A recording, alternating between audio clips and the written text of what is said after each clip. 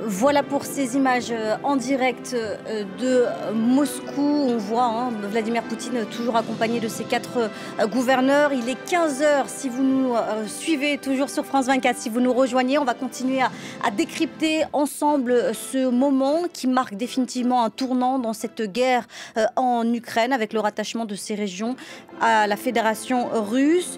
Toujours avec nous, notre invité Jean de Glignasti, ancien ambassadeur de France à Moscou entre 2009 et 2016. On voit ce moment très solennel. Il marque définitivement un tournant. Vous êtes d'accord avec ça dans cette guerre ? Écoutez, il y a beaucoup d'aspects dans ce discours. Il y a d'abord la célébration de l'unité, retrouvée en quelque sorte avec l'annexion de ces territoires. Il y a l'idée que la Russie incarne un combat beaucoup plus général contre, en fait, les États-Unis. C'est une vraie diatribe contre les États-Unis, avec un appel aux pays du Sud. Il y a même un appel sous-jacent à l'Europe. On sait qu'il y a chez vous des gens qui partagent nos valeurs multipolaires et civilisationnelles. Il y a aussi un appel à la négociation. Il n'a pas trop insisté là-dessus, d'ailleurs, parce qu'il sait très bien que c'est irréaliste. Donc, il y a la référence à un monde multipolaire dont la Russie serait le promoteur. Et donc, en fait, c'est un appel à tous les pays, sauf les États-Unis, en fait. Alors juste, les États-Unis qui n'a pas hésité à charger dans ce discours, il est revenu sur un point de l'histoire en disant il est le seul pays, ce sont les seuls dans l'histoire à avoir utilisé par 2 fois l'arme nucléaire. Le danger, il n'est pas russe, mais il est américain. C'était aussi l'occasion de tacler une nouvelle fois les États-Unis ? Ah, ça, c'est le moins qu'on puisse dire, parce que tout y est passé. À la fois l'extraterritorialité du droit américain, l'imposition de valeurs américaines qui ne sont pas partagées par le reste du monde ou qui ne seraient pas partagées par le reste du monde. Il y a la référence au Christ, il y a le néocolonialisme, enfin tout y passe. Donc c'est vraiment d'abord une diatribe anti-américaine et un appel aux pays du Sud, la Russie incarnant le combat contre cet unilatéralisme américain dénoncé par Poutine. Il est revenu sur un point, sur le fait que les Occidentaux aient expulsé ces derniers mois des Russes, chefs d'orchestre, artistes, sportifs, qui n'ont pas pris position dans cette guerre. Est-ce que vous, en tant que diplomate, vous estimez qu'en agissant ainsi, les Occidentaux ont peut-être donné un argument de plus à Vladimir Poutine qui dit, regardez, ne pas être d'accord avec eux, ça vaut une expulsion. Est-ce que c'était une erreur des Occidentaux de repousser tous ceux qui n'ont pas officiellement pris position ? Je ne sais pas si c'est une erreur, ça dépend du degré de conflictualité, mais ce qui est sûr, c'est que c'est un argument utilisé par Poutine pour dire, vous voyez, ils veulent nous détruire, ils veulent détruire la culture russe. Donc en fait, ça lui sert. Ça lui sert totalement. Bruno Darou, à mes côtés toujours. On a également entendu Vladimir Poutine accuser directement les Occidentaux d'être responsables des explosions qui, elles, sont à l'origine des fuites de Nord Stream en mer Baltique. C'était donc un discours pour revenir sur l'histoire, sur ces annexions, mais aussi pour régler des comptes sur l'actualité très chaude de ces derniers jours. Oui, il y a une chose qu'on n'a pas dite quand même qui était important, je trouve, dans ce discours aussi, c'est qu'il a commencé par justifier ce qu'il était en train de faire, c'est-à-dire l'annexion de ces territoires, en recourant, lui qui est tout le temps régulièrement accusé de violer la Charte des Nations Unies, il a cité un des articles de cette charte sur le droit à l'autodétermination des peuples, et de ça a découlé toute sa démonstration pour dire, ce qui bien sûr est hautement contestable, mais pour dire, voyez, c'est pas nous en fait qui annexons, ce sont ces peuples qui ont choisi, on leur proposait un référendum, ce sont ces peuples qui ont choisi librement de rejoindre la Russie conformément à cette notion de l'ONU, et c'est donc ce droit à l'autodétermination qui s'applique. Donc en gros, nous ne faisons rien de mal. Sur ce point, justement, on va faire rebondir notre invité Jean de Glignasti, justement. Il est revenu sur l'histoire également de ces 4 régions. Bruno nous disait qu'ils avaient leur droit, selon lui, à l'autodétermination, mais il est aussi revenu sur le statut particulier qu'ils avaient lorsqu'ils étaient encore sous le joug, sous la loi ukrainienne, en revenant sur une histoire difficile pour eux, l'impossibilité de mettre en avant leur culture russe. C'est un argument qu'il fallait s'attendre à entendre dans la bouche de Vladimir Poutine ?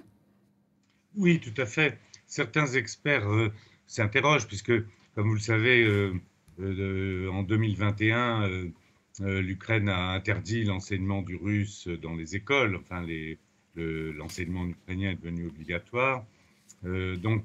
Et cet argument de la culture, de la langue russe, il a cité un poème, il a parlé de la langue, c'est un argument très fort pour Poutine vis-à-vis de sa propre opinion, à laquelle il s'adresse principalement quand même, pour justifier son opération militaire spéciale, entre guillemets. Un mot peut-être sur le droit à l'autodétermination des peuples. Tout le monde sait qu'il y a une espèce de contradiction en permanence entre l'intégrité territoriale des États et l'autodétermination des peuples qui sont dedans.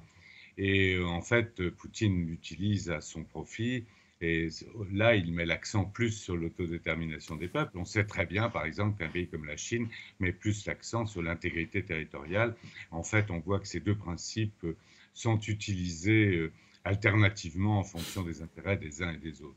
Dans la catégorie... Oui, parce que, non, mais juste pour compléter ce qui vient d'être dit, là, il a utilisé, là, aujourd'hui, cet argument sur l'autodétermination des peuples, et maintenant, il va utiliser l'argument sur l'intégrité territoriale pour dire, si vous nous attaquez, désormais, vous attaquez le territoire russe. Justement, parce qu'il y a encore, pour préciser à nos téléspectateurs, les combats se poursuivent toujours dans certaines zones de ces 4 régions, notamment Zaporizhzhia. On l'a vu il y a encore quelques heures. Il attaque les Occidentaux, leur idéologie et aussi le modèle traditionnel de la famille. C'était aussi l'occasion pour Vladimir Poutine pour dire nous ne sommes pas comme eux, avec la question du genre qui fait son chemin, il faut le dire, en Occident, mais qui, selon lui, n'a pas sa place en Russie.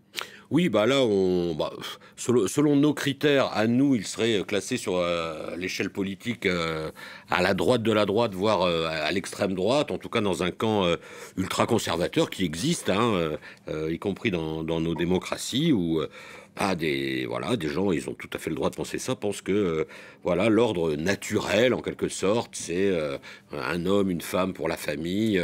Donc évidemment, c'est une exclusion, un rejet très profond et parfois très hostile de tout ce qui est effectivement les questionnements sur le genre. De tout là, il l'a pas cité, le lobby LGBT, mais en général, ça fait partie de la panoplie. Tout ça, c'est pour ce courant de pensée, une forme de décadence de l'Occident, et il l'utilise pour dire non seulement il faut sortir d'un système de domination coloniale qui dure en fait depuis 5 ou 6 siècles, parce qu'il est remonté assez loin. Il a fait effectivement une leçon d'histoire un peu décousue par moment, mais enfin il l'a cité, mais aussi c'est la volonté d'imposer un modèle qui ne correspond pas à nos valeurs, et comme ça a été très justement dit par votre invité aussi, qui ne correspond pas aux valeurs de beaucoup d'autres pays, y compris dans l'hémisphère sud. Et de ce point de vue, force est de constater que tout ce qu'il a dit, notamment sur le modèle sociétal des démocraties occidentales aujourd'hui, est combattu par la Russie, mais pas uniquement, par beaucoup de pays dans le monde. Vous êtes d'accord avec ça excusez-moi, est-ce que vous êtes d'accord avec ça, Jean de Glignasti? Est-ce que vous êtes d'accord qu'au-delà de cette question territoriale, au-delà de cette question militaire, Vladimir Poutine voulait également montrer qu'il y a une question d'idéologie qui sépare totalement les Occidentaux des Russes? Bien sûr, il cherche à montrer que dans ce combat, la Russie incarne en fait les valeurs piétinées par l'Occident au profit en fait des autres pays du Sud, et ça fait partie de cette espèce de plaidoyer pour un monde multipolaire où chacun garde ses valeurs contre les valeurs occidentales pour l'essentiel, et il justifie en quelque sorte le combat de la Russie comme la pointe du combat du Sud contre ce qu'il appelle l'Occident collectif. Et donc, il justifie en quelque sorte cette guerre et cette annexion. Alors, on l'a entendu également parler de l'actualité très chaude. On le disait un peu tout à l'heure, Bruno, il a accusé les Occidentaux d'être responsables des explosions à l'origine des fuites de Nord Stream en mer Baltique, puisqu'il y a quelques heures, le Kremlin s'est dit favorable à une enquête internationale. Oui, tout à fait. Alors, je crois même... attendez, il faut que je retrouve mes notes, mais je crois même que concernant cet épisode bien précis, il n'a pas employé le terme occidentaux, il a employé le terme anglo-saxon. C'est donc une attaque ciblée. Donc les anglo-saxons, c'est soit les Américains, soit les Britanniques. Bon, on sent que là encore, ça vise plutôt les Américains qui s'en sont pris effectivement à une infrastructure internationale qui, au passage, appartient en partie à la Russie, hein, Nord Stream 1 et Nord Stream 2, et ça lui a donné ensuite l'occasion de dénoncer le diktat de la violence qui est celui des États-Unis, hein, vous voyez, dans la foulée. Donc effectivement, il rejette toute responsabilité dans ces sabotages ou ces attentats, comme on voudra, mais qui ont touché les deux gazoducs Nord Stream 1 et Nord Stream 2.